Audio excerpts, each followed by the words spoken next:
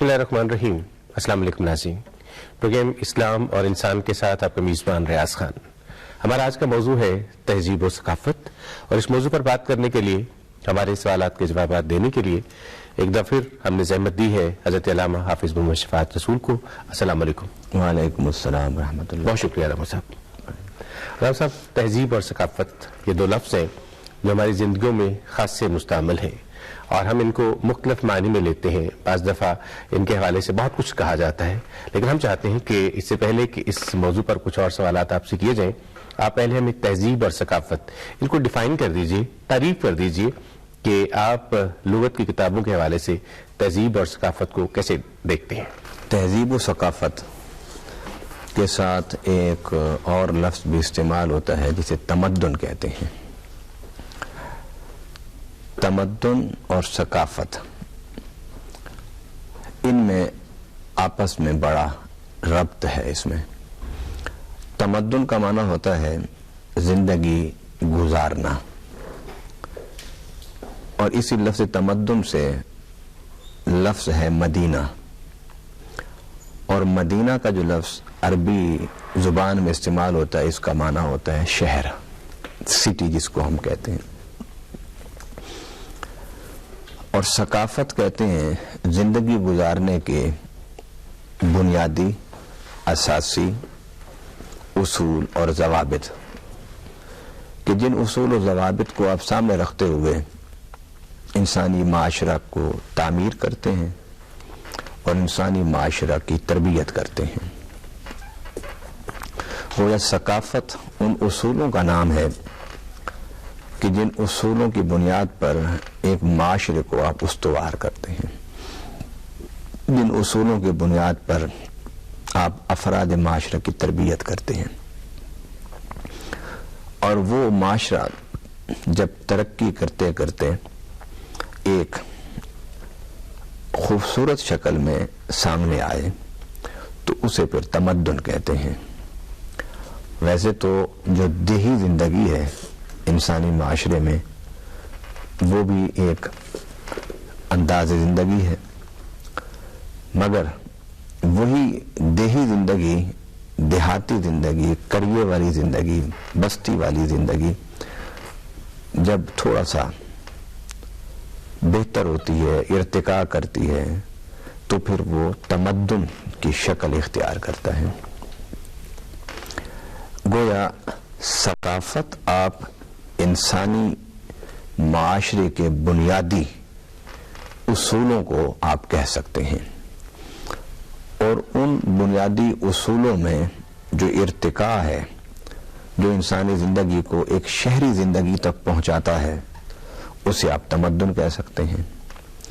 और तहजीब का माना हज़्ज़ब युहज़्ज़िबु तहजीब, ये अरबी का लफ्ज़ है, जिसका माना ये है कि आप जब कोई चीज़ बनाते हैं तो बनाने के बाद उसके हश्फ ज़वाइद चीज़ों को आप काटते हैं, तराशते हैं, तो वो तहजीब कहलाती है।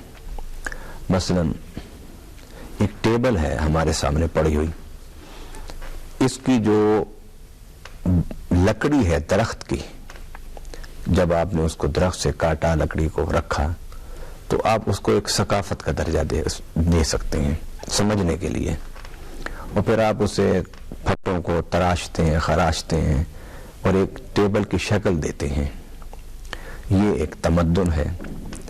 फिर आप उसके ऊपर रंग रोगन करते हैं और उसकी, जिसको फिनिशिंग कहते हैं, जब उसको आप आखिरी मरहले में ले जाते हैं, तो ये उसकी तहजीब हो गई। गोया इन तीनों लफ्जों का ताल्लुक इंसानी माशरे से है। हम कह सकते हैं अल्लामा साहब कि पहले सकाफत है, फिर तमद्दुन है और फिर तहजीब है। ये तीन मराहिल जो हैं तहजीब तक पहुंचने के लिए सकाफत से शुरू करेंगे, तमद्दुन तक आएंगे और फिर तमद्दुन से तहजीब तक पहुंचेंगे। टेबल की मिसाल आपने वैसे बड़ी अच्छी दी है, मुझे कम से कम समझ आई है इस बात से। ये बताइएगा कि तहजीब और सकाफत یہ ہمارے کیا کوئی انفرادی قسم کے افعال ہیں، ہمارا ہر فرد کا ایک تعلق ہے، یا فرد سے جڑ کر جب معاشرہ بنتا ہے تو کیا اس فرد کے معاشرے کو ہم پورے معاشرے پر لاگو کر سکتے ہیں؟ حالانکہ ایک ایک فرد سے معاشرہ بنے نا، تو پھر یہ ہر شخص کی تہذیب جو ہے وہ مختلف ہوگی، اور پھر وہ معاشرے کی تہذیب کہلائے گی، یا افراد کو معاشرے سے ذرا الگ کیا جا سکتا ہے؟ افراد کے مجموعے کا نام ہی معاشرہ ہے. معاشرہ افراد سے اور افراد معاشرہ سے. بھائی یوں سمجھ لیں کہ پہلے درجے میں فرد فرد فرد، جب وہ افراد متعدد اکٹھے ہوتے ہیں تو پھر ایک سوسائٹی، ایک خاندان وجود میں آتا ہے. اب جو ثقافت ہے وہ بنیادی اصول اور ضوابط ہیں ایک انسانی معاشرے کو استوار کرنے کے. اب انسانی معاشرہ میں کیا کیا چیز ہے تو ہمیں سب سے پہلے دیکھنا ہوگا کہ انسان کو کن کن چیزوں کی ضرورت ہوتی ہے. جن جن چیزوں کی انسان کو ضرورت ہوگی وہ انسانی معاشرے کی اساس اور بنیاد بنتے جائیں گے. مثلا انسان کو گرمی سردی سے بچنے کے لیے لباس کی ضرورت ہے، انسان کو اپنے جسم کو ارتقاء دینے کے لیے، گروتھ کے لیے اس کے خوراک کی ضرورت ہے، انسان بیمار ہو جائے تو اسے علاج کی ضرورت ہے. اور پھر انسان اور حیوان میں فرق جو ہے وہ علم کرتا ہے، اسے تعلیم کی ضرورت ہے. پھر انسان اپنی ساری ضرورتیں روحانی، نفسیاتی، طبی اکیلا پورا نہیں کر سکتا، اسے دوسرے افراد معاشرہ کی ضرورت ہے. کیونکہ آپ نے اگر کپڑا پہننا ہے تو آپ کو کپڑا بنانے والے کی ضرورت ہے، کپڑا آپ نے لے لیا تو پھر کپڑا سینے والے کی ضرورت ہے، کپڑا سی لیا آپ نے تو پھر اس کو بہتر کرنے والے کی ضرورت ہے. آپ نے کھانا کھانا ہے تو آپ کو کسان کی ضرورت ہے، کاشت کی ضرورت ہے. کاشت آپ نے کر لی، پھر آپ نے گندم کو پیسنا ہے، رگڑنا ہے، اس کی ضرورت ہے. پھر گوندنا ہے آٹے کو، پھر پکانا، کس چیز پر پکائیں گے اس کی ضرورت ہے. انسان بیمار ہو جائے تو علاج کی ضرورت ہے، علم کی ضرورت ہے. اب یہ انسان کے معاشرے میں وہ چیزیں ہیں جو انسان کو پہلے دن سے ہی جس کی ضرورت ہوتی ہے. اچھا، جب انسان معاشرہ میں تبدیل ہوتا ہے، سوسائٹی بنتی ہے، تو سوسائٹی میں پھر کچھ اجتماعی نظام آ جاتے ہیں کہ اس سوسائٹی کا سیٹ اپ کیسا ہوگا، وہاں کوئی بڑا کون ہوگا اور بڑے کا انتخاب کیسے ہوگا، اور قانون نافذ کرنے والے کون ہوں گے، قانون بنانے والے کون ہوں گے، قانون کو لے کے چلنے والے کون ہوں گے. یہ ساری پھر ایک ضرورت بن جاتی ہے انسانی معاشرے کی. اب اس میں پرانا جو ذہن تھا وہ یہ تھا کہ انسانی ثقافت میں جو بنیادی اصول اور ضوابط ہیں وہ انسان کے جو ثقافت کو تشکیل دیتے ہیں وہ موسم ہے، آب و ہوا ہے. یہ بنیادی چیز ہے انسانی ثقافت کے لیے. لیکن تھوڑا سا اور پیچھے چلے جائیں تو لوگوں کا یہ بھی ذہن ہے کہ انسانی ثقافت کو پروان چڑھانے کے لیے اس کی بنیاد جو چیز بنتی ہے وہ مذہب ہے. اور مذہب جس معاشرے میں ہوتا ہے ان کا بود و باش، کھانا پینا، اٹھنا بیٹھنا اور ہوتا ہے. اور جن سوسائٹیز میں مذہب کا رنگ ڈھنگ نہیں ہے ان کا بود و باش، انداز معاشرت مختلف ہوتا ہے. تو ثقافت کے لیے لوگوں نے آب و ہوا، علاقہ، ماحول اور موسم اس کو بنیاد بنایا، اور کچھ نے مذہب کو بنیاد بنایا. مگر میں یہ سمجھتا ہوں کہ انسانی زندگی پر ان سب چیزوں کا اثر ہوتا ہے. ایسا ہو نہیں سکتا کہ آپ رہتے گرم ملک میں ہوں اور کپڑے آپ پہن لیں بڑے تنگ اور بڑے چست قسم کے، نہیں پہن سکتے آپ گرم موسم میں. اور رہتے آپ جہاں منفی ہو درجہ حرارت، وہاں آپ جا کے ریگستانوں والے کھلے کپڑے پہننا شروع کر دیں، وہاں آپ کے لیے ممکن نہیں. تو انسان کی جو ثقافت ہے وہ انسان کی ضرورتیں انسان کی ضرورتیں ثقافت کو تشکیل دیتی ہیں. صاحب ہم کہہ سکتے ہیں کہ یہ جو جس طرح سے آپ نے فرمایا ہے کہ انسان کی ضرورتیں ثقافت کو تشکیل دیتی ہیں، تو یوں اس خطے کی ضرورتیں جو ہیں، اس علاقے کی ضرورتیں جو ہیں، وہی آپ کی ثقافت پر اثر انداز ہو رہی ہیں؟ یقیناً ایسے ہیں.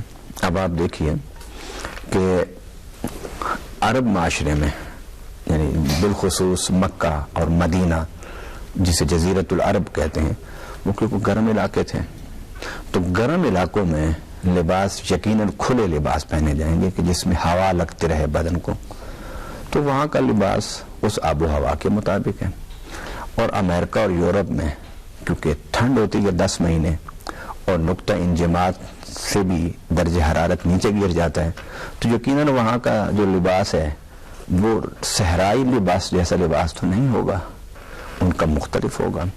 اور کچھ علاقے وہ ہیں کہ جہاں نہ گرمی ہے نہ سردی ہے، جس طرح ملائیشیا، انڈونیشیا، سری لنکا، یہ علاقے، اب ان کے لباس ہم دونوں سے مختلف ہیں، یعنی صحراؤں اور جزیروں کے موسم سے بھی مختلف ہیں، اور جہاں ٹھنڈ بہت ہوتی ہے ان سے بھی ان کے لباس مختلف ہیں. اب آئیے، یہ جو پینٹ ہے، پینٹ اور شرٹ کا، یہ در حقیقت جو تصور پیدا ہوا تھا یہ اس وقت پیدا ہوا کہ جب انسان نے گھوڑے پر بیٹھ کے جنگیں شروع کی تھی. تو گھوڑے پر بیٹھ کے جنگ کرنے کے لیے، سفر کرنے کے لیے ایک ایسا لباس تشکیل دینا ضروری تھا کہ جس میں بیٹھتے ہوئے اور اترتے ہوئے کوئی دقت پیش نہ آئے. تو انہوں نے پھر چست پاجامے اور پینٹ، یہ چیزیں اس وقت ترتیب دی. اور یہ پھر یہاں سے مطلب کیونکہ دنیا میں جو ثقافتیں تھیں، بڑی ثقافتیں، ایک ثقافت یونان، ثقافت ایران، ثقافت مصر اور ثقافت شام، یہ تھے ثقافتیں، یہ تہذیبیں. یہاں سے انسانی زندگی میں تہذیبیں یہاں سے اٹھتی ہیں. تو یہ جو پینٹ اور شرٹ کا تصور ہے وہ ان علاقوں سے امریکہ گیا ہے، یورپ گیا ہے. یہ نہیں کہ وہاں سے یہاں آیا ہے، یہ یہاں سے وہاں گیا.